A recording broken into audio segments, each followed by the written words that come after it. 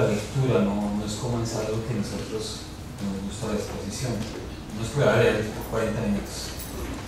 Ay, mi estimado señor, ¿es usted escritor o ha intentado serlo? Tanto si lo es como si ha querido serlo, usted ha tenido que conocer en algún momento de su vida el rechazo. ¿Es posible que alguien desde alguna editorial haya escrito alguna vez una carta donde muy educadamente le haya dicho: estimado señor, nos causa una agradable impresión su manuscrito, pero... El rechazo es una amarga realidad de la profesión de escritor. A mí, en cierta ocasión, me devolvieron uno de mis primeros manuscritos con las mejores metáforas de mi novela tachadas con un rotulador y devueltas meticulosamente cambiadas, convertidas en las metáforas que proponía el anónimo responsable del informe de lectura. Un rechazo así no se olvida. Cada día hay cientos de personas deprimidas porque les han devuelto un manuscrito, y eso que hay 1000 tácticas para intentar remontar el efecto de rechazo. Una de ellas consiste en repasar las más famosas injusticias en esta materia. El famoso rechazo de André Gide, el manuscrito de En busca del tiempo perdido de Marcel Proust, por ejemplo, o bien recordando que Dublinés de Joyce fue rechazado por 22 editoriales, o pensando en la breve carta de rechazo que recibió Oscar Wilde por El abanico de Lady Windermere. Mi estimado señor, he leído su manuscrito. Ay, mi estimado señor. El rechazo editorial ha creado la carta estándar de negativa, todo un género nuevo. No todas estas cartas estándares que circulan por ahí son educadas. Tengo noticias de algunas cartas de rechazo absolutamente maliciosas.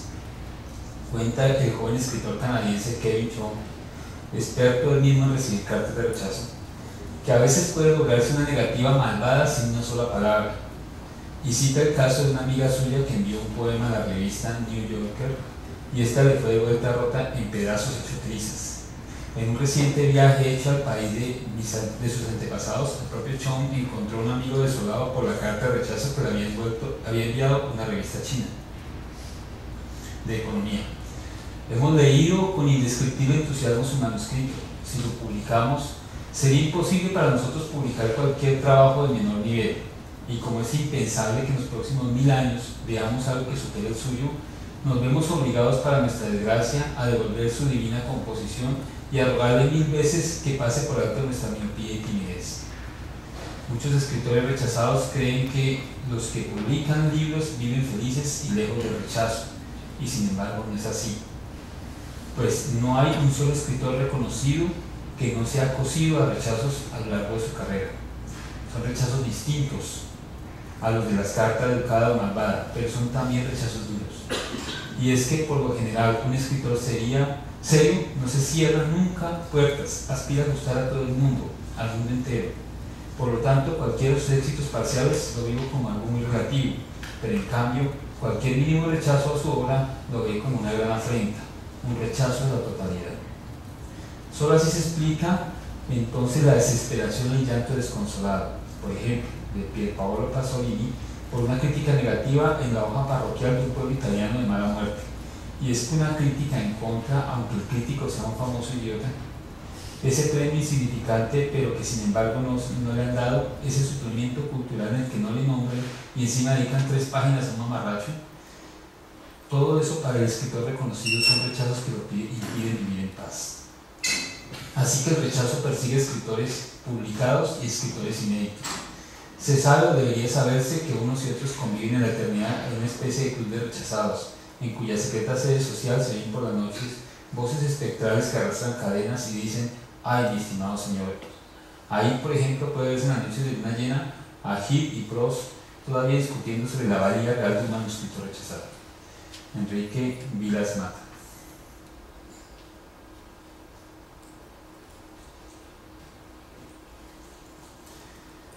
El trabajo de editor es uno de los trabajos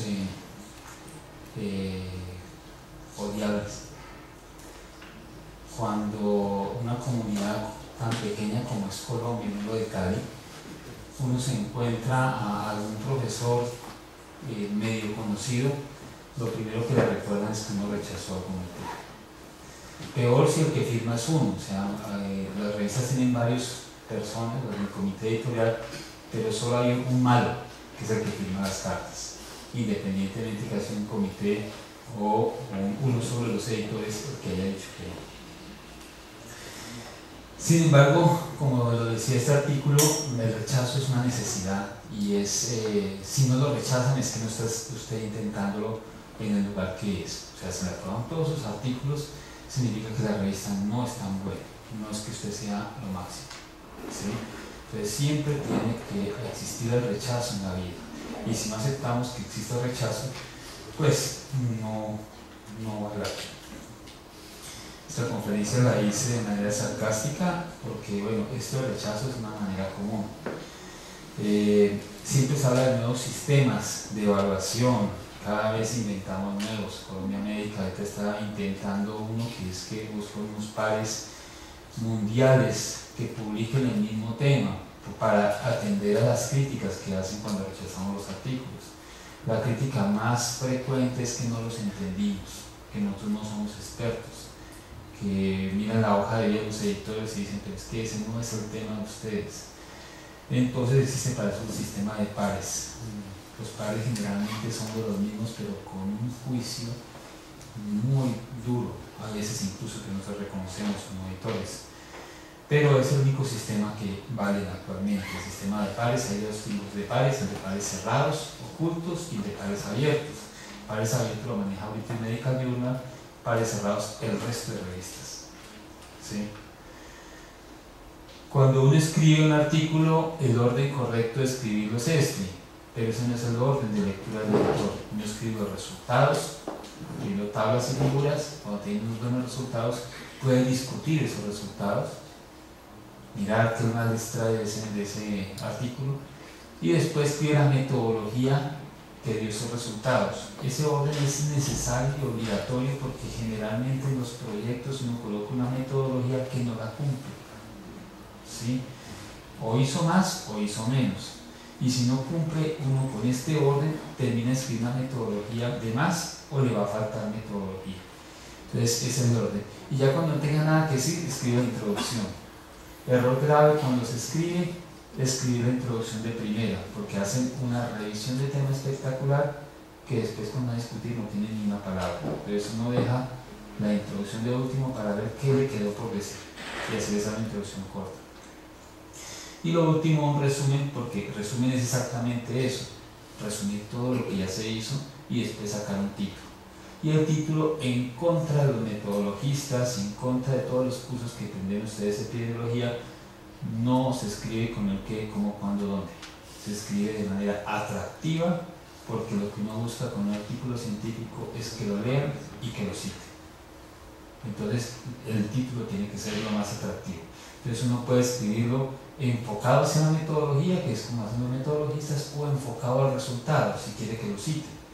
Si usted coloca la vacuna del dengue no sirve, es un buen título, porque entonces ya al que está escribiendo sobre vacuna ya sabe de qué se trata el artículo y define pues el interés y lo llama la atención. El título atrae el resumen atrae el artículo. Entonces lo más importante es un título muy atractivo, pero también tiene que ser cierto.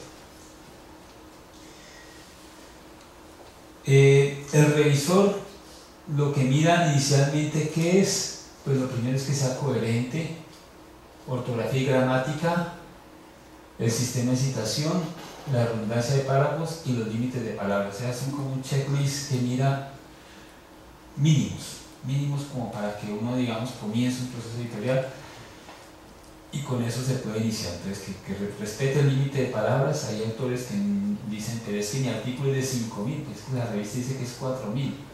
Pues quien manda y pone la música en la revista y dice 4.000, es 4.000, no le sirve, no le sirve. Es muy frecuente en el área de sociales la redundancia de párrafos con una cantidad de palabras. Por ejemplo, Colombia Médica, apenas uno inicia a ver, otro editor y yo, palabras o frases clichés, ya el artículo comienza a caer muy mal, ¿sí? Y hay sentimientos de editor. ¿Cuáles son? Así rápidamente, de las nuevas. Sustantivo, esto es sustantivo, y uno dice, ese no es el significado. Empoderar, socializar, niños y niñas, hombres y mujeres, todo ese tipo de lenguaje que llaman políticamente correcto no es lenguaje gramaticalmente válido, no es científicamente correcto, cuando uno en ciencia sabe que lo que primero tiene que usar es palabras, y tiene que usar palabras correctas y exactas, ¿sí? Entonces, ese tipo de palabras que son más como de modas, hay que evitarlas, hay que usar el lenguaje claro, sencillo y coherente. Sistema de citación que sea correcto, y en las citaciones revisamos mucho qué revistas consulta o de dónde sacó las fuentes. Grave cuando uno ve más del 20% de referencias que no sean revistas, cuando dice mirar libros, cuando la mayoría está en español sin justificación, que hay temas que definitivamente son muy latinos, pero cuando no es latino, es un tema mundial y de todo en español, es malo, o sea, y causa un poquito de disconfort. El proceso editorial es simple. Nosotros, una revista como Colombia Médica, la mayoría de revistas del mundo, recibe un porcentaje grande de artículos. Colombia Médica está entre 10 y 20 artículos por época, ¿no? A veces que son hasta 40 artículos mes, y hay veces que son entre 20 y 40 mes. O sea, semanalmente estamos recibiendo de 5 a 10 artículos. Y hay que lograr un recurso que se llaman los pares. No podemos enviar todos los pares porque ese trabajo es gratis. Es como una hermandad en la cual si yo le ayudo a publicar y yo le ayudo a revisar, alguien en otra parte del mundo también me va a ayudar a revisar mi artículo y yo soy correspondiente, y es como una especie de cooperativismo. Pero uno no puede abusar, no puede coger un par y mandarle 7, 8, 10 artículos para que él haga una evaluación extensa de algo que realmente no tiene mucho valor. Entonces, ese filtro inicial es muy importante.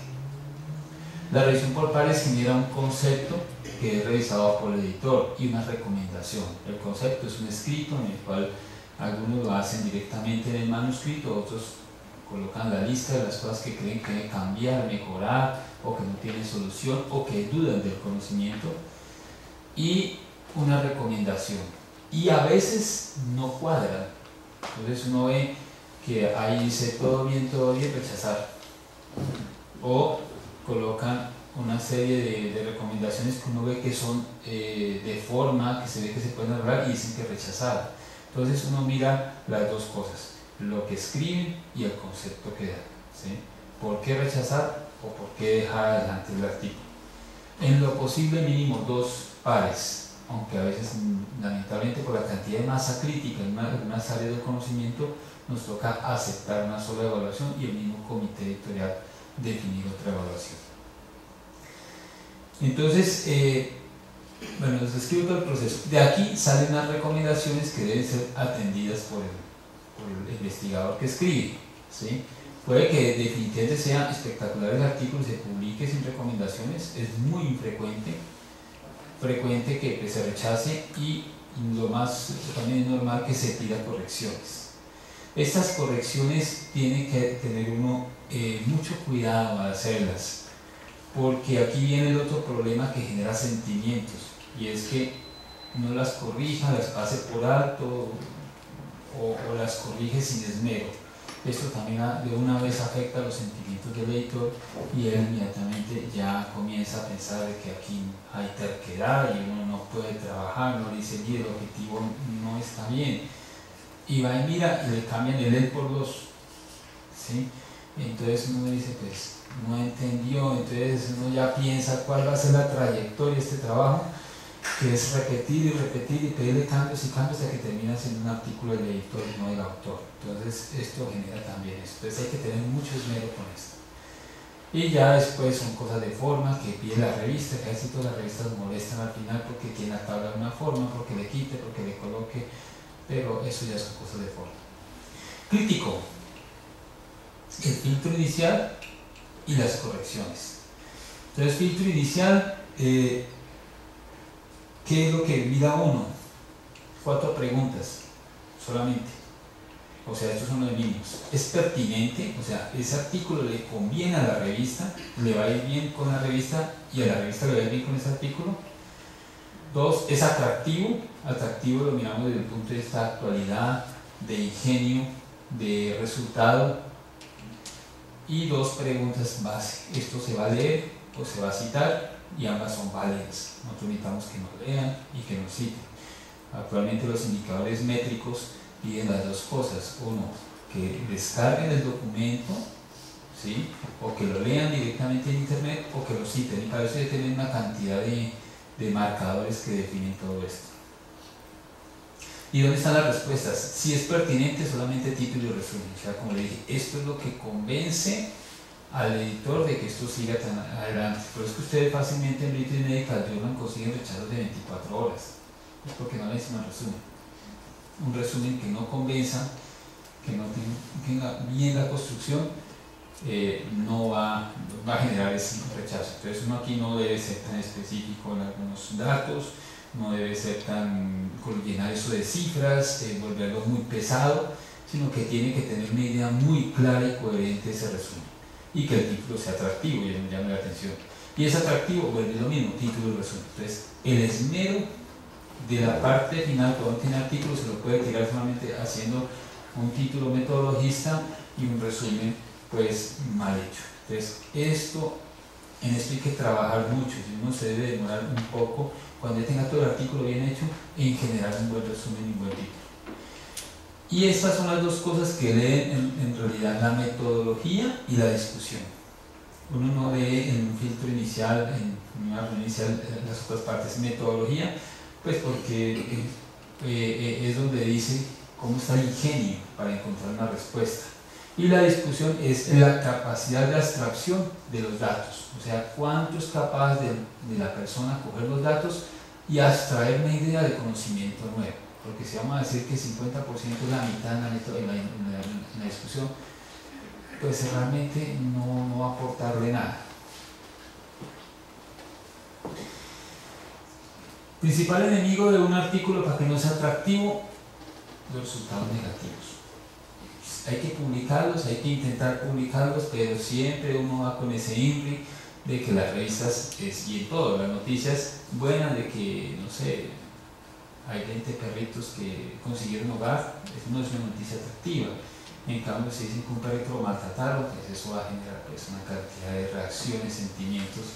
Entonces es lo mismo. Entonces los datos negativos es un problema mundial, pero hay que intentar sacarle el valor a esos datos negativos. No siempre los experimentos negativos significan que no deban publicarse, al contrario, pueden reafirmar, incluso pueden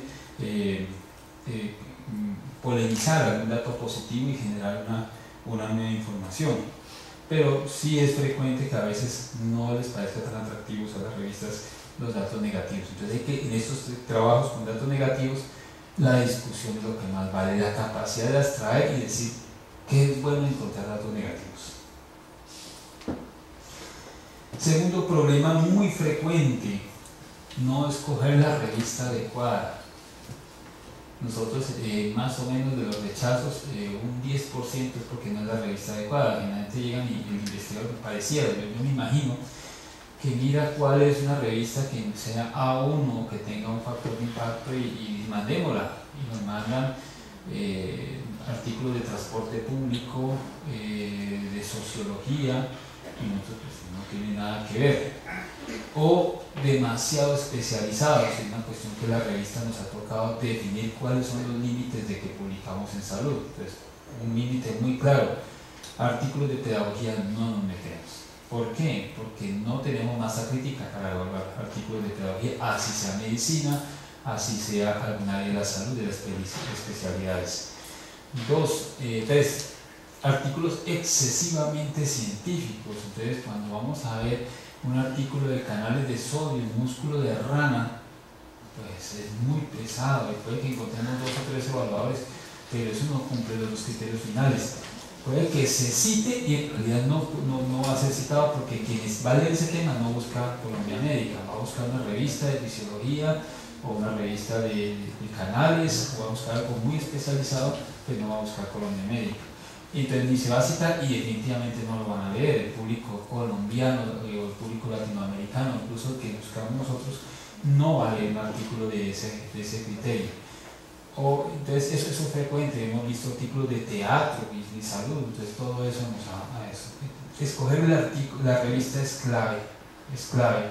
No solamente es con la revista que uno le parezca que es el área, sino coger y hojear los titulares de la revista. Cuando uno mira el titular de la revista, los últimos 3 números, entiende al editor. Entonces dice, este editor le gusta esta línea, así sea cataratas, pero mira que le gusta más, no sé, la parte farmacológica de las cataratas más que la cirugía y los procedimientos. No le alcanza a tener esa abstracción para poder escoger una buena revista. El aporte científico está en 2 partes. En el resumen, entonces ahí volvemos a lo mismo. El valor de un artículo es el aporte científico. ¿Qué encontró? Y eso tiene que estar muy claro en el resumen, especialmente en la conclusión. Y que el objetivo vaya con la conclusión. Y leerse la discusión. Entonces, cuando uno lee un aporte científico interesante, inmediatamente va a la discusión para mirar cómo la sacó, cómo la definió, y eso es lo que también atrae.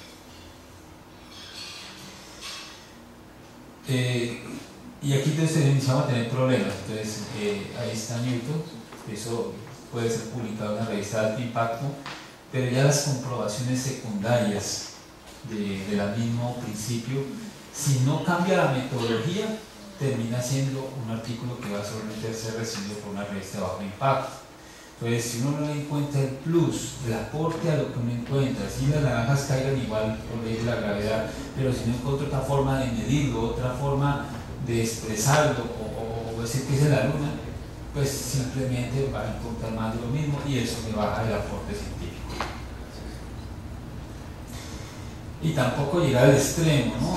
De buscar cosas que realmente no van unas con otras, que son muy traídas los cabellos. Eso nos pasa en todas las áreas y en todas las revistas. Entonces, terminar publicando una conclusión que no tiene nada que ver, eso se cae del peso en alguna parte del proceso editorial, donde buscan pues y dicen una cosa con este elemento que no cuadra. La metodología tiene que tener esas 5 características: creíble, ingeniosa, adecuada, trazable y estadística. ¿Qué es creíble? Generalmente cuando podemos, ojalá, certificar procesos, o sea, demuestre usted que de alguna manera certificó el proceso.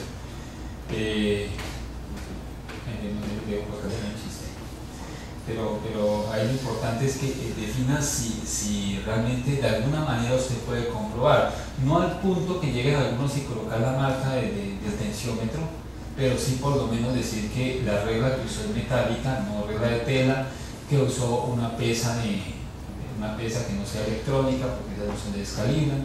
O sea, si el instrumento es muy importante para su experimento, tiene que ser un buen instrumento, y un buen instrumento es que sea calibrable, ¿sí?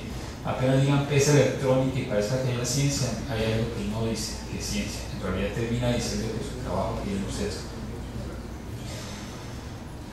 Cuando uno usa métodos experimentales y mucho laboratorio en investigación, sobre todo prospectiva, lo importante también es poder reproducir y comprobar el dato, o sea, el famoso duplicado o el famoso triplicado.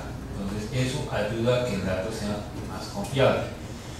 Esto es variable, ¿no? Porque si usted valida la metodología a un nivel de calidad bueno, entonces, y escribe que la validó muy bien, no necesita hacer este procedimiento ya en la parte de hallar datos nuevos. O sea, usted describió una técnica con HPLC para medir gabapentina, por ejemplo. Pero si usted demuestra que es una tecnología buena, que escribió bien eso, que usó las pruebas que se piden para ese experimento, entonces valida la técnica de eso, pues simplemente ya las mediciones en plasma de los pacientes pues están validadas, ¿sí? Cuando ya tengan pruebas que generalmente sean de datos que son muy variables, ahí sí toca escoger duplicados o triplicados. Ingenuamente hay que revisar las gráficas. Las revistas no les gustan todas las gráficas, no todo se puede graficar, y eso muestra pues un poquito de número en publicar. Frecuente, gráficas dinamita. Gráfica dinamita es la del coyote, que ustedes ven en cuadradito con esa cosita que explota el coyote y nunca le da al correcaminos. Eso Revista Medical Journal, las revistas médicas no la reciben. Las revistas de ciencias básicas sí las reciben porque parten de un diseño bien hecho, que tiene blanco, que tiene la cirugía champ y que tiene pues, el control positivo. Entonces, como tiene 3 controles, sí recibe ese tipo de trabajo. Pero en comparar con gráficas dinámicas no es bueno. Generalmente es muy superior a una tabla. No es que no lo pueda hacer. No hacer gráficas que realmente no muestren o que muestren un dato que es incierto. O sea, esta gráfica que ven aquí no es tan infrecuente que la encuentre uno, una gráfica de dientes de tiburón o dientes de sierra, que no está mostrando sino un resultado que no tiene tendencia, o sea, es más cercano al azar, una medición incorrecta, la famosa doble campana tampoco. Tortas nunca se hace una torta, nunca mando un artículo con torta, nunca 3D, lo que lo digo cuando digo tablas y figuras. El 3D significa eje Z y eso significa que no. Y las tortas significa que usted no quiso hacer una tabla y termina puede ser como esta más de Halloween. Y gráficas que no tengan una buena coherencia, una buena consistencia, que puedan mostrar un dato valioso, también hay que evitarlas. Perdón, doctor, la gráfica que usted mostraba aquí, que son las tortas, dato estadístico importante, participación en el mercado, digamos, participación se utiliza mucho. En publicaciones no, de tabla. De oferta, demanda, lo que es tabla. Es que la gráfica de torta tiene que ser engañosa, y más si usan 3D, porque entonces la cuestan. ¿Sí? Eso es una estrategia de las encuestas. Entonces la cuestan o le sacan la tajada y entonces quiere que piense lo que usted quiere decir y eso se llama manipulación del dato. Entonces, si el dato se prefiere limpio, o sea, cuando se muestra resultados, el dato tiene que ser limpio. Y una torta significa una tabla de porcentajes. ¿Sí? Entonces, incluso esto va menos en la diagramación, una tabla para la torta.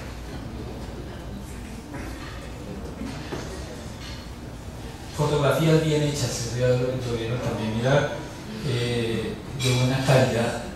Por ejemplo, hay especialidades que ya deberían tener de rutina, tanto para la parte terapéutica como para la parte de comunicación, un estudio. Dermatología debe tener siempre manteles, una regla y una cámara que sea reflex con una buena yo sé que incluso en la Universidad del Valle había un curso que daba Ponce de León, que lo hacía con Falabella, y no sé por qué no rescatar esa idea para cualquiera que esas especialidades. Creo que la semiología misma y el trato al paciente, cuando uno muestra una cámara reflex, significa casi que respeto, porque estamos haciendo un ejercicio clínico. En cambio, el famoso celular así significa fenómeno y es casi como el trato al paciente. Entonces también mostrar que no tienen interés, hacer una buena fotografía médica, que casi ningún paciente le va a decir que no, ¿sí? En nuestro medio no le va a decir que no. Entonces eso sí es bueno. La fotografía de placas históricas también tiene que ser de muy alta calidad. Saber cuándo dibujar las barras de errores y hacerlas bien, ¿no? Hay unas barras de errores que de verdad se salen de la gráfica, entonces uno le dice, pues, o cuando comparan, esto es muy frecuente cuando yo tengo dos líneas de comparación y colocan barra de errores y las colocan hacia los dos lados, entonces uno queda una superpuesta a la otra. Entonces cuando se hace esto se coloca una hacia arriba y la otra hacia abajo, que se aprecia el dato. Pues si ya es muy grande, es preferible no publicar eso porque está mostrando un error. Pecados capitales de todo estudio, sobre todo prospectivo. Ahí están los 3 más grandes. 1, no randomizar. Los famosos estudios cuando llegan y dicen por conveniencia, uno debería justificar que sí, no hubo otros recursos sino la conveniencia, no la facilidad, porque es que conveniencia suena a facilidad. Lo ideal es que sea randomizado. Extrapolar resultados, o sea, traer de un lado y de otro. Entonces toman la encuesta del DANE, miran aquí este estudio que yo hice y después miran otro estudio y van y hacen una componente matemática y sale un artículo de incidencia de enfermedad reumática en Cali. Y yo me dice, ¿dónde está ese dato? ¿Dónde está esta noción? Uno puede fácilmente con varias metodologías sumar y extrapolar resultados y aceptar alternativas de de la hipótesis sin haber revisado. Entonces uno siempre debe manejar, los estudios clínicos tienen clásicamente dos resultados, es sí o es no, ¿sí? Y lo mejor, y eso deben entenderlo, la metodología que usamos en la mayoría no explica por qué sí ni por qué no. La mayoría de las metodologías están hechas para decir sí, y sí es cierto, y no es cierto, y no ponerse a explicar cosas que no. O sea, si la metodología no va para explicar, es un sí o es un no. Podría uno medio especular un poquitico, pero con cuidado, solamente medio tocarlo, pero no dar grandes explicaciones de género, explicaciones de que se toma la droga mañana, o sea, cosas que no comprobó usted y que lo único que logra es un papayazo que le pregunte por qué no lo comprobó, o por qué no me hizo el experimento y cuando lo tenga me lo envía el artículo. Siempre ética. El hecho de que no mande con ética desde la primera vez también no gusta, ¿sí? Últimamente también nos ha pasado que hemos rechazado porque el autor escribe y firma la carta de ética. No se puede, o sea, no es un juez, consigue pues un comité de estos. Eso nos ha pasado y se terminan enojados, pero la parte de ética siempre tienen que asumirla, siempre tienen que decirla, no solamente que es aprobado, sino que se utilizaron pacientes, hubo proceso de que escribir la parte metodológica de cómo ustedes protegieron al paciente. Y tener claridad de qué están escribiendo la metodología, si es una metodología fallida, ¿sí? Y son los intentos fallidos y que por aquí no es el camino, que uno puede escribirlo así, o intentar vender de que esto por aquí sí es cuando realmente no tiene un resultado válido, ¿sí? No puede demostrar que muchas de estas cosas son fallidas y lo puede presentar. Lo que les decía, problemas entre el diseño y el desarrollo, o sea, la incoherencia entre lo que es metodología y resultado. Entonces muestran una metodología que debería dar un resultado y no le da resultado y es otra metodología, o sea, incluso cambian con el título. Entonces, tener cuidado, por eso siempre les digo, escriban resultados y después metodología. Esto puede pasar, eso pasa más que todo en ciencias básicas, que le piden replicar algún experimento o que mande los datos originales. Entonces, uno debe tener siempre libro experimental, datos originales y debe tener la capacidad de entregarlos. A veces cuando son experimentos que uno puede afirmar, mandar la afirmación, y es bueno grabar algunos experimentos o procedimientos que pueda uno ayudarle a demostrar que su dato es válido y su posición es válida. Y bueno, esto es un problema que poco lo detectamos, pero apenas lo detectan las revistas se espantan. Que uno vea problemas de autores, ¿sí? El famoso, cuando no coincida el manuscrito con la ficha inicial de la revista, inicia a espantar la revista, que la carta esté firmada por uno y el artículo por otro. Entonces eso que se nos olvidó un autor, de que agrégueme eso las revistas rápidamente le van a decir, mire, lo rechazan por cualquier causa, pero uno tiene que ser coherente y uno tiene que saber quién es autor. ¿Quién es autor? La persona que contribuya significativamente y científicamente a el trabajo de investigación. Ojo con esa parte de que sea científicamente, ¿sí? Porque si yo contrato 20 médicos, examinen todos estos pacientes, yo les voy a pagar una plata, mire, llénenlo con este formato, mire, llénenlo con este instrumento, y lo hacen muy bien, fuera, ya les pagué, porque el trabajo era ese, yo tengo que explicarles mi experimento, tengo que únicamente concientizarles que esto es con validez ética, pero el experimento, la concepción y todo eso no es ningún aporte, es simplemente un trabajo que hicieron como médico bien entrenado, diferente a cuando ha trabajado y ha trabajado y ha hecho una estadística, incluso un estadístico, si no aporta en la metodología tampoco, si uno le dice, mire, yo necesito una ANOVA y sáquenme estos niveles de confianza, pero usted no me deja CPS, entonces yo le pago por eso tampoco. Ya cuando el estadístico le dice, mire, no use esa metodología, aquí hay que usar este tipo de análisis, hay que hacer unas transformaciones logarítmicas porque el dato no le va a dar si lo maneja así, o tiene que convertir eso a radios, o sea que hay un aporte científico, ese es un autor. Lo mismo pues en otras cosas. Preferiblemente uno debe ser muy claro en la investigación quién es autor, desde el comienzo, cuando se reúnen los 5 amigos y dicen vamos a investigar, uno debe ser muy claro y muy directo. Vamos a investigar y todos vamos. El primero es el que más trabaje. Si vos no trabajas, seguís siendo mi amigo, pues te sacamos de una. Si gana un premio, la plata se reparte así o se la lleva a tal persona porque es el que más la merece o lo que sea, ¿sí? Pero no tiene que ser muy claro desde el comienzo porque eso al final es un desastre. Cuando inician los autores honorarios, tienen que colocar al profesor, tal, eso no es bueno. Las revistas donde lo detecten inmediatamente, la política de revistas de la mayoría es cero problemas, y cero problemas es no me mande ni abogado, ni tutela, ni derecho de petición, coge el artículo y si no fue rechazado. Entonces eso de una vez se lo evita. Definir claramente el conflicto de intereses. El conflicto de intereses ya no es solamente financiero, el conflicto de intereses tiene muchos significados.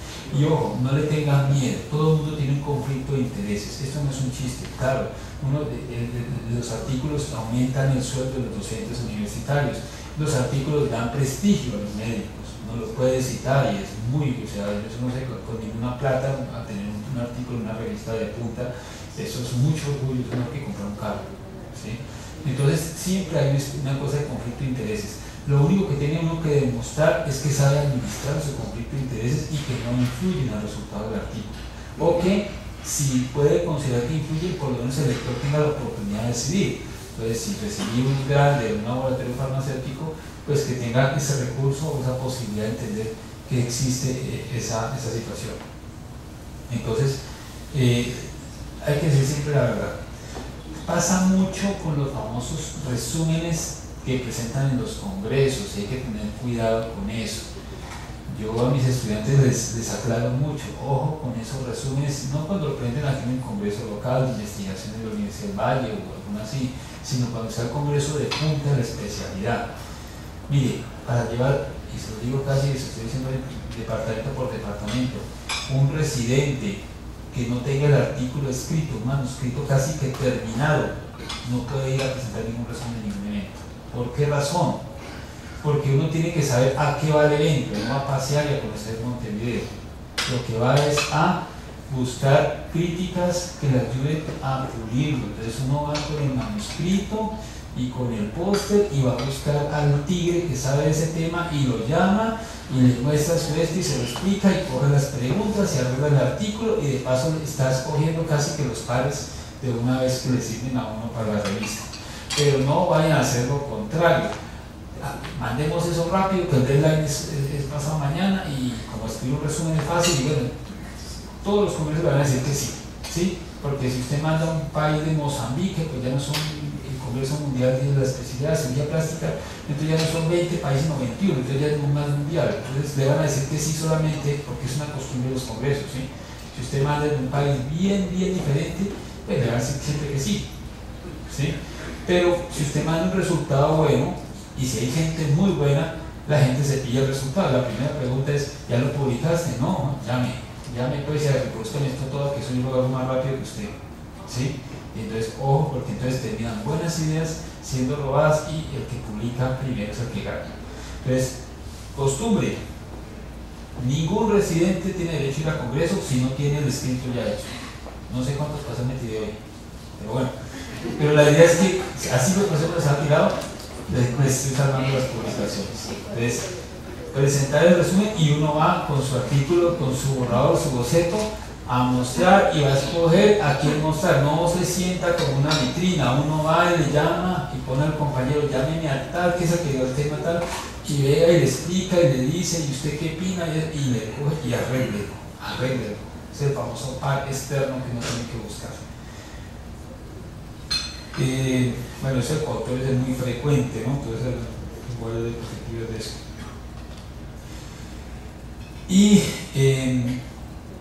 ser muy honestos en la escritura. ¿No? Todas las revistas del mundo, incluyendo Colombia y América, tenemos programas no antiplagio, de prevención del plagio.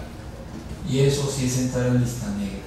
O sea, uno detecta un autor y puede que sea un error pequeño, pero no quiere problemas. Acuérdense, las revistas quieren publicar, quieren que les vaya bien, pero no se van a arriesgar con nadie. Entonces, un autor que entra en una lista negra no sale, no hay confianza, se tira la confianza. Y todas las revistas, por ejemplo, nosotros tenemos PubMed, lo tiene la Universidad del Valle, ya lo vamos a colocar para toda la universidad. ¿Y cuál es la idea? pues prevenir el plagio, o sea que la gente misma coja y meta sus artículos sin mirar si esa frase que concibió por las musas realmente no fue que la escuchó por ahí y la copió muy exacta. No tiene nada de malo copiarla exacta, porque las definiciones, si les pongo a que me definan hipertensión, pues no puedo decir que es plagio, todo es lo mismo. No, es que saber reconocer la autoría. Entonces, un proceso de definiciones, de cosas que uno sabe que la dijeron otros y son ingeniosas, pues simplemente reconocerlos con una referencia bibliográfica. Eso evita este problema. Entonces, cuando uno busca objetivos hacia arriba, buenas revistas, primer riesgo, la retracción. ¿Sí? Uno de los expositores de aquí es experto en tener retracciones afuera de revistas. Todo momento es bueno para escribir, ¿sí? Y aceptar el rechazo pues es una opción. Eso ojalá no pase, pero sí pasa, ¿sí? Que la grosería, ni de un lado ni del otro. Ni como autores eviten patear lonchero, o sea, de todas maneras me fue mal con este artículo y esto, no conteste con una carta que esto, porque el lector no lo cambia sino cada 8 años, la mayoría de veces nadie cambia de lector cada 10 años, es un trabajo para morirse ahí. Pero sí también cuando es una carta que es grosera, que es esto, no. Cuando sea rechazado siempre agradezcan y dejen la puerta abierta, ¿ya? Eso le abre la puerta para el siguiente artículo, para la siguiente cosa. Pero no inicien a hacer argumentaciones amargas, es que a usted no le gustan trabajos cualitativos, es que no tiene nada que ver, no hagan juicios de valor, eviten eso, más en una comunidad científica tan pequeña como es Colombia. Bueno, ese es el último chiste. ¿Cuál es el mensaje? El mensaje es que no se debe uno decaer por un rechazo, ¿sí? Puede pedir a veces ampliación, si el editor no se la quiere dar, busque la explicación en otra parte, en sus mismos pares, revise por qué fue rechazado y si ve que se puede arreglar y mandar a otra revista, hágalo. Hay rechazos que uno le sientan de verdad que duele. Recuerdo alguno de una revista de neuropatología, los editores, los pares, hablaron muy bien del artículo y el editor nos escribió, es muy simple, no quiero este artículo en mi revista, no mando más. Y nos mandaron comentarios buenos, correcciones pequeñas, y dijo, así los pares les parezca bien, no quiero este artículo en mi revista, no puedo más. ¿Sí? Eso es bueno, ¿sí? Pero vuelve y arranca, bueno, o sea, nomás recibir que los pares lo han rechazado, uno vuelve y arranca. Terapia para el rechazo. Manden el primer artículo, mándenlo directamente a British Medical Journal, a New England Journal, a JAMA, a Lancet, y vean cómo es rechazado, miren los tiempos de eso, entonces, y ríanse, ¿sí? Ya esto lo mandan a su especialidad y miren, entonces uno ya inicia a tener lo contrario, que es que, el artículo duró una semana y no solo rechazan las revistas que rechazan primera respuesta en 72 horas y dura una semana, es que alguien lo leyó y uno se pone emocionado. Eso es lo importante, o sea, tomar las cosas al revés. Entonces, y mandar entonces a hacer la siguiente revista, y si dura un poquito más, y ya mira, porque entonces uno aspira a que por lo menos pase un par le conteste y le diga alguna cosa, ¿sí? Eso es horrible, su artículo, o está bueno, pero es inaceptable su resultado, pero bueno, le contestó algo, entonces uno ya dice, avanzamos, entonces uno dice, puedo seguir con ese artículo. Claro que si se sigue y si rechazo, y rechazo 24 horas, se completa una semana o 2 semanas rechazado y ya se bajó a revistas de 44, pues ya piensa en otro experimento y hay que abandonar ese, ¿sí? Mensaje final, entonces, el rechazo es o sea, es mejor decir que lo ha rechazado a decir que nunca ha publicado, ¿sí? Nunca lo ha intentado. Entonces uno siempre debe ir con esa opción. Y si dura el artículo en una revista, acuérdense que las malas noticias llegan rápido. Entonces, si el artículo dura un tiempo más en la revista, es que alguien lo está leyendo, alguien lo está analizando y tiene más opciones. Listo. ¿Preguntas?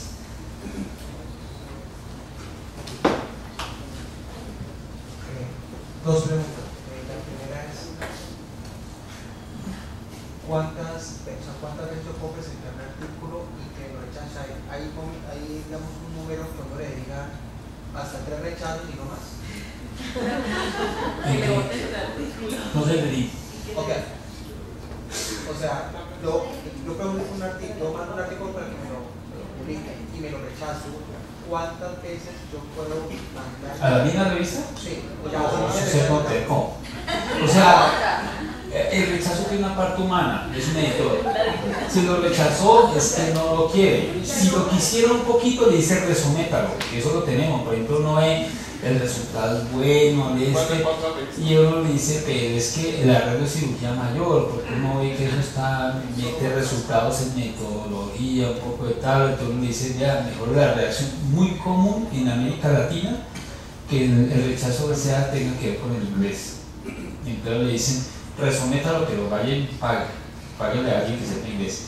En el caso de la Universidad Valle, los profesores nombrados tienen derecho a traducción por American Editors y es traducción certificada. Entonces, ojo, cuando utilicen ese servicio, parte de lo que tienen que enviar en los documentos es el certificado de traducción, porque de una vez existe un mal sentimiento hacia los latinos de que rechiquen, pues hablan un inglés muy regular. Entonces, así crea usted que sabe inglés, mandarlo a un traductor y que venga certificado. Eso le ayuda a pasar el primer filtro.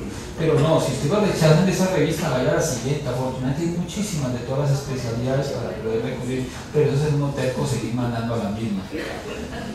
Y si es por tema, peor, ¿no? Si usted ve que trabaja pedagogía y sigue mandando pedagogía a una revista como Colombia Médica, simplemente la van a rechazar, porque no es el tema de la revista. Y si se lo dice así de frente, la revista es tema. Nosotros somos cuidadosos de tratar de dar una buena razón. Hay unas cartas que son genéricas, dicen, su artículo es muy bueno, pero no tenemos disponibilidad en este momento de la revista. Es la carta estándar. Mande su artículo porque la cita. Doctor, el país incluye el país.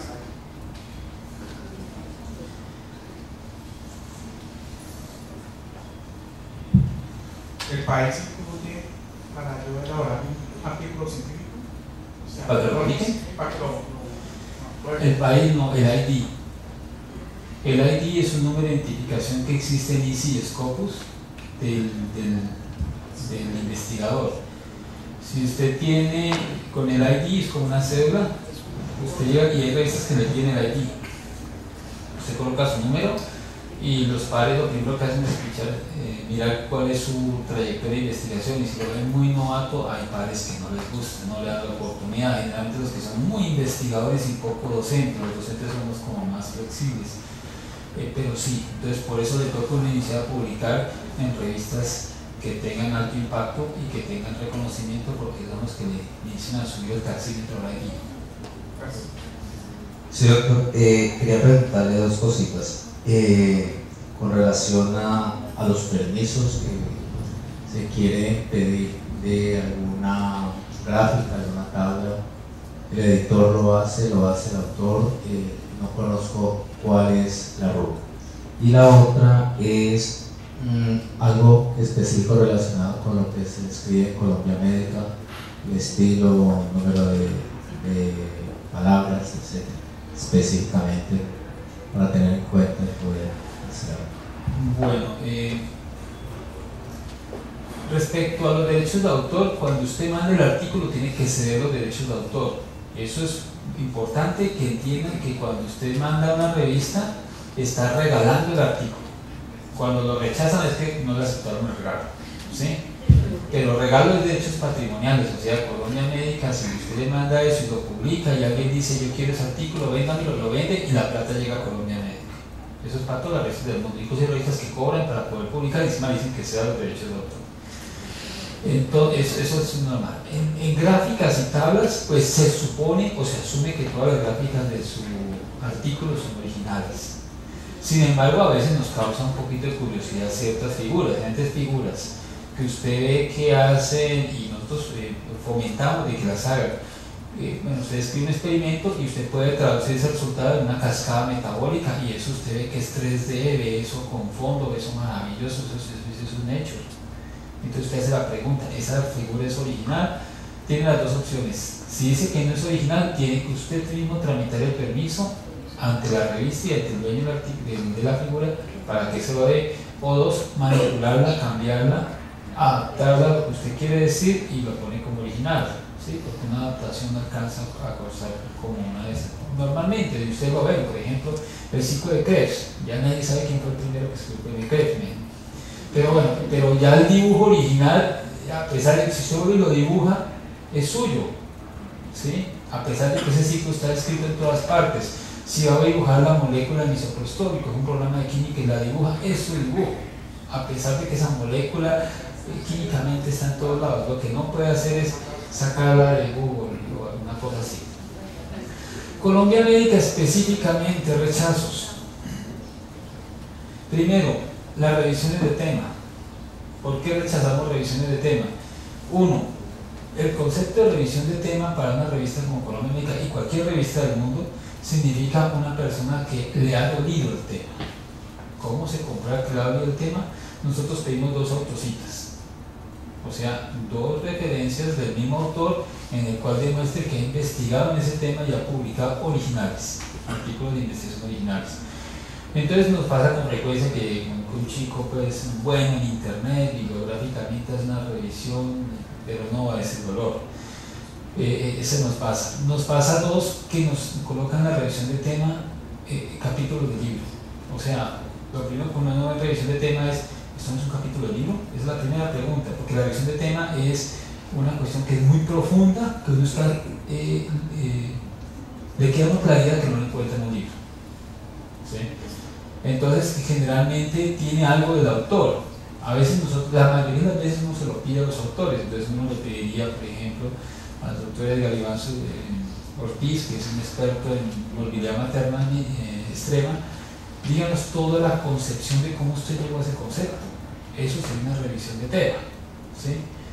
Y puede colocar casi una historia personal del trabajo de él. Entonces, en revisión de tema tenemos el problema de eso, que nos escriben los chicos o nos escriben capítulo del libro, y de pronto una que a veces pasa un poco, pero también nos toca decirla, le pedimos revisión de tema a una persona que consideramos experta y nos incluye por ahí un autor que llamamos Honorario, que es un chico pues, que está en tercer semestre de medicina, pues, y con el mismo apellido, no supondría una familiaridad, y uno dice, pero no nos tomó en serio, entonces no nos interesa, entonces lo pedimos a usted porque usted es una figura, pero ese chico necesita madurar más, no puede colocarlo como autor. En revisión de temas, el límite para son 8.000 y que sea digerible, ¿no? Entonces hay veces que nos colocan de toda la inmunología, que colocan unas cascadas, uno ve unos abecedarios completos por entonces no se puede leer, entonces mayúscula que es terrible. En los artículos originales, pues no colocar revisiones de tema, ni en la introducción ni en la discusión. La discusión que muestre abstracción, porque a mí no me sirven los datos yo los leo, 33%, 22%, pero si no puede hacer nada con los datos, no hay artículo. ¿Usted para qué sacó ese porcentaje? Voy a darles un ejemplo. Nosotros con los estudiantes de enfermería hicimos un trabajo que era mirar cómo formulaban los ancianos en una clínica, ¿sí? Y miramos que por estadística que la costumbre del médico de formular un paciente de 40, 50 años es la misma que para un paciente mayor de 80 años, o sea, temerariamente no cambia el chip como uno esperaría en el caso de una embarazada o de un niño, que inmediatamente uno cambia el chip y dice, uy, aquí me freno con estos medicamentos, aquí me freno con estas dosificaciones, o alguna cosa. Nosotros decimos estadísticamente una formulación del mismo grupo de médicos y encontramos que lo formulaban igual y aquí igual, ¿sí? Pero la abstracción de todo eso no es eso, no es decir formularon mal, porque eso no es ciencia, ¿sí? La abstracción de eso es la metodología que utilizamos para definir y detectar cuándo hay que reforzarle a los médicos. Fíjense que yo cambio la cuestión. Es como cuando los jesuitas le preguntan al Papa Negro, si uno va a preguntarle si puedo delante del rosario fumar. La respuesta es no. Uno pregunta, mientras fumo puedo rezar. La respuesta es sí. Entonces uno tiene que cambiar y mirar el discurso, pero ya masticado, y saber qué está ofreciendo de originalidad en el dato. En ese caso, decíamos, es la originalidad del método y el resultado no era importante. El resultado era que esta es una forma para mirar en un grupo grande de médicos cuáles son las fallas y dónde debemos buscarlas para poder mejorar la formulación de ancianos. Profesor Pizarro. Muchas gracias. Muy interesante la charla. Yo quería hacer una pregunta, aunque pues conozco Colombia Médica. ¿Hasta qué punto es un factor importante la validez del estudio? El nivel de evidencia del estudio. Porque pues uno a veces, digamos, depende cómo enfoque el trabajo, la forma de enfocarlo puede ser muy atractivo, pero de pronto el nivel de evidencia no es el mejor. Y la segunda pregunta, uno encuentra muchos trabajos, bibliografías o citas bibliográficas, 20 citas bibliográficas, y se da cuenta uno que son copy-paste la mayoría. ¿Qué número de citas bibliográficas son verdaderamente aceptables para darle esa fortaleza a un estudio? Bueno, la segunda. Generalmente un reporte de caso, más de 10 citas, está hablando de otra cosa, no está hablando de pacientes, no está haciendo una revisión de tema. Un artículo original ocupa más o menos entre 20 y 30, Colombia Médica pide 25. Se le van más o menos unas 10 en definición de epidemiología y algunas cosas, y las otras tienen que irse a discusión. Es muy ominoso, pero es una discusión muy limpia. O sea, unas grandes argumentaciones y uno no ve una referencia por ningún lado, no, porque usted está sacando grandes conocimientos que pensamos que son ciertos y válidos, pero no los está comparando con nadie. O sea, eso es ominoso. Entonces, que la discusión no tenga referencias es malo. Entonces, generalmente son los dos puntos. Metodológicamente, sí uno buscaría al menos una o dos referencias si la metodología ya es válida, para decir que ya es válida. Nivel de evidencia, eso es muy relativo, porque un reporte de caso es nivel de evidencia lo más bajo según algunos autores, pero para mí, yo siempre he defendido el reporte de caso como la más cercana al médico.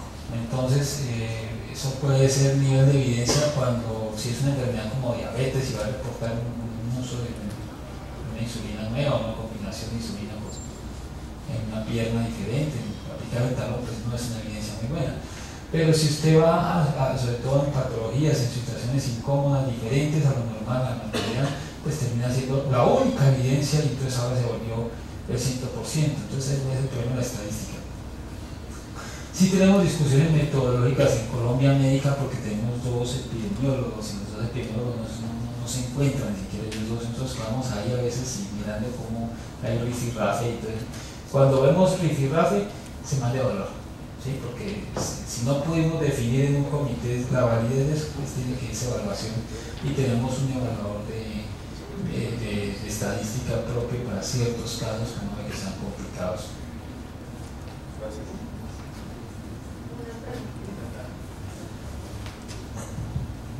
Yo quisiera saber, me quedó claro con la revisión del tema, pero con respecto a un capítulo de un libro, supongamos que se vaya a hacer un capítulo de un libro o un artículo, o sea, revisión del tema. Capítulo de libro no es para revistas. Ajá. Los Pero ¿cuál es la originales. diferencia entonces en cuanto a revisión del tema y un capítulo, digamos? Pues uno ve que, por ejemplo, digamos, a ver, osteomielitis, y comienzan definición, fisiopatología, tratamiento, diagnóstico, pues esa es la orden del capítulo del libro, y osteomielitis es un capítulo de cualquier libro de medicina interna, de patología, de todas esas áreas. Si usted me va a hablar de el aporte de la farmacogenética en la enfermedad cardiovascular, eso no lo encuentra en ningún libro. Y entonces usted hace un trabajo en el cual hay unas relaciones que usted las necesita, las importa conocer. Si usted va a mirar algún artículo que diga, no sé, la relación de la salud pública o el impacto, usted hace la revisión, por ejemplo, de este capítulo de cirugía plástica, entonces ya toca revisar todo esto, el impacto de salud pública de las implantes PIT. Eso no lo va a encontrar en ningún libro, pero sí necesita decirlo. Entonces ahí tiene, son temas que no van a aparecer en libros, eso es lo primero como libro. Disculpe, doctor, lo que quería también aclarar es que cuando usted dice que el artículo se le dona, Cuando el artículo se le dona a la revista, ¿Se qué? se le dona, Sí. es una donación. Entonces no tiene, a pesar de que sea el autor el que lo ha logrado, la oportunidad de hacerlo público en otra revista diferente. Allí ya queda completamente Sí, sellado. eso es como que de novatos. No, Eso es como vender un carro. O sea, usted vendió el carro y no puede vender 2 veces. Si lo pillan es muy malo, terriblemente malo. En las 2 revistas lo van a retractar y lo van a casi que a colocar en lista negra. Es un proceso editorial, lo termina, la terminación puede ser porque se lo rechazan o porque usted definitivamente quiere retirarlo. También se ve muy regular porque nos ha pasado que mandamos a pares. Existe hubo en una época en Colombia Médica que después de que llegaban las correcciones de los pares, lo corrigen, lo mandan en otra revista y dicen lo retiro. Eso no es muy caballero. Sí tiene que ser donado porque si no, no se puede publicar. Porque apenas publique, uno puede publicar lo que tiene uno derecho a publicar. Entonces las revistas solo publican lo que tienen derecho, que es lo que le han donado, lo que ha recibido del autor. De otra manera no. Hay instituciones que se complican. Por ejemplo, hay gente que se va a la letra fina, diría que un autor no podría donar el artículo. Tendría que ser la Universidad del Valle, por ejemplo, la Universidad del Valle. ¿Por qué? Porque ese trabajo fue hecho en la Universidad del Valle, el sueldo se lo pagó la Universidad del Valle, da patrocinio el grande consiguió la Universidad del Valle, entonces la Universidad del Valle, y el representante legal, ¿quién es? El rector. Pero imagínense el rector firmando todos los artículos de la Universidad del Valle. Entonces ya asumimos por costumbre que quien da a ustedes los derechos es el mismo autor. La mayoría de revistas ya ni siquiera piden todas las firmas de los autores, sino el autor de correspondencia que firme, y ahí dice que todos los autores están de acuerdo, e incluso les manda un correo preguntándoles si no están de acuerdo, y si no están de acuerdo pues uno lo contesta, si no contesta significa que está de acuerdo. Eso es lo que piden ahorita la última moda de revistas.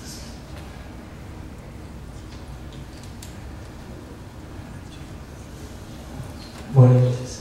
¿Cuánto es el tiempo que ustedes tienen establecido para hacer la revisión de un artículo y especificar si es viable o si se tiene que hacer una nueva revisión?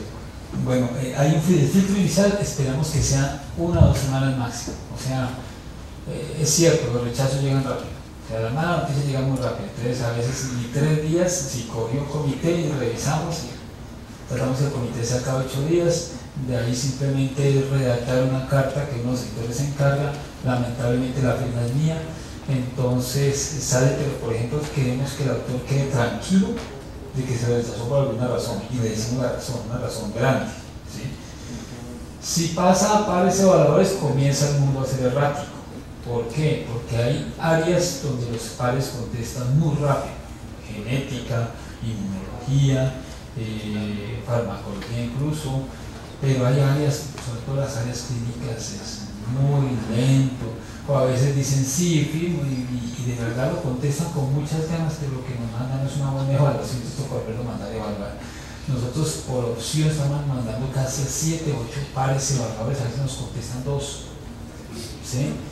Incluso nos ha pasado, y lo asumimos, que contestan 2, le mandamos al autor, y cuando les dan sus correcciones llega otra evaluación. ¿Qué hacer? Se la mandamos también, dice, mire, encontramos otra cosa, esto puede mejorar, y pero siempre de esas veces esto lo puede mejorar, pero si ya dijimos que lo aceptamos y que siguen el proceso, y así llega el otro y diga que, a menos que sea una cosa terrible, ¿no?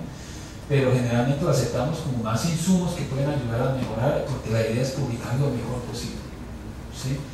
Pero si hay veces hay áreas tan difíciles, por ejemplo, electrocardiografía, uy, Dios mío, no conseguimos pares en ninguna parte del mundo, no sé por qué no les gusta. Dice que no ve que hay gente que es un tigre para eso.